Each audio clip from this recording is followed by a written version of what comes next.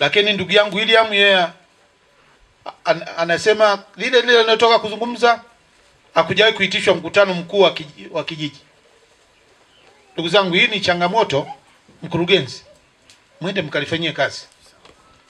Sio hapa tu, kila sehemu nyingi sana wanalalamika kutokuitishwa mikutano ya vijiji.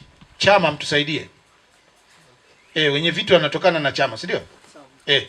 Sasa kama mnachagua mwenyekiti alafu hawataki kuitisha mkutano wa kijiji ili wasome mapato na matumizi, lazima ifikie mahali tunyoshiane vidole. Uchaguzi huwa ni miaka mitano, si ndio? Si uchaguzi wa wenye vitu ulifanyika mwaka jana.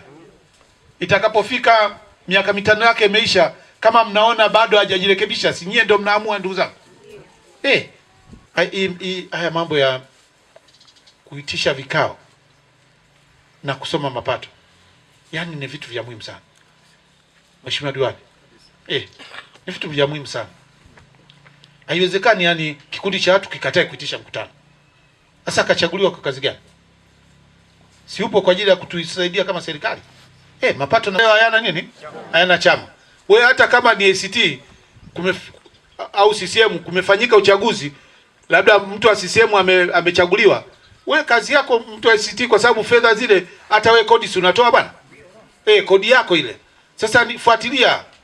Wewe hata kama wanakunyoshia mikono wewe mpinzani, fuatilia. Mradi taarifa zifike kwenye mamlaka husika, hatua zichukuliwe. Kwa hiyo usiogope.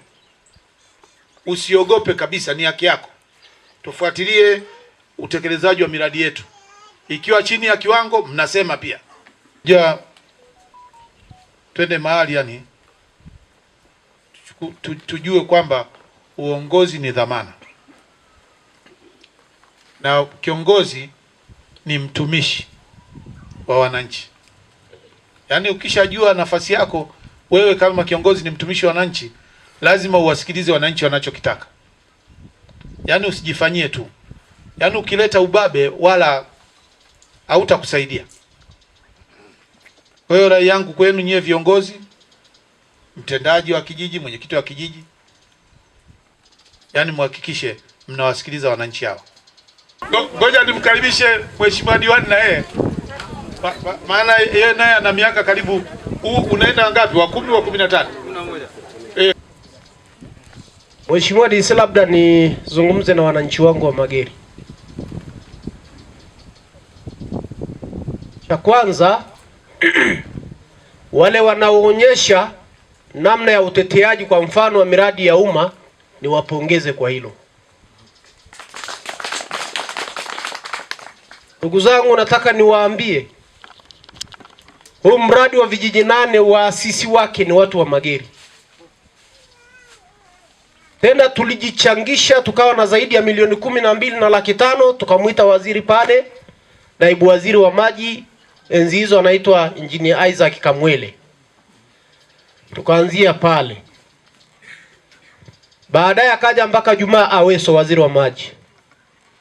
Nataka niwaambie hii miradi inayoletwa na serikali ya mabilioni ya hela sio ya serikali, wanufaika namba 1 ni watu wa Mageri.